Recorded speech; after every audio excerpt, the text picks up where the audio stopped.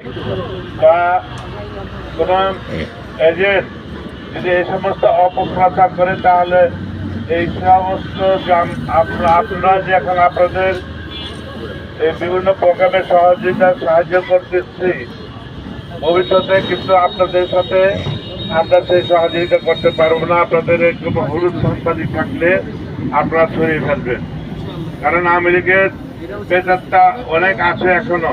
ঠিক, তাদের কাছ থেকে আপনারা খুব সাবধানে থাকবেন। আজকে নেতৃত্বে খালেদা জিয়ার জন্য দোয়া মাহফিলের জন্য আপনাদেরকে আমি অভিনন্দন জানাই।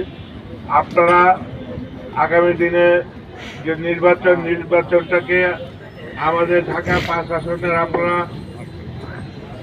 প্রচার সুন্দর ও সার্থকভাবে গড়ে তুলবেন, যাতে একটা সুস্থ লেভেল নির্বাচন হয়।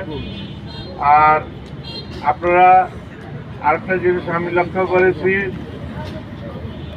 যে এই যে আমাদের দেশের নেত্রী বেগম খালেদা জিয়া তারেক রহমানকে নিয়ে যে বিভিন্ন মহল, বিভিন্ন ওয়াইল্ডলাইন, বিভিন্ন পত্রপত্রিকা কটূক্তি করে থাকে, এর থেকে আপনারা সাবধান থাকবেন।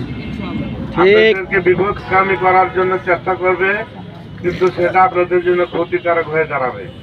আমরা চাই আপনারা সাংবাদিক যে পেশা, যে দেশের মানুষের জন্য, এই এলাকাবাসীর জন্য সুন্দর ও সার্থক উন্নয়নের যে কোনো কর্মকাণ্ড তুলে ধরবেন, সন্ত্রাসীদের বিরুদ্ধে তুলে ধরবেন, এবং মাদক সেবীদের এবং মাদক যারা ব্যবসা কিনা করে তাদের বিরুদ্ধে আপনারা সংবাদ পরিবেশন করবেন।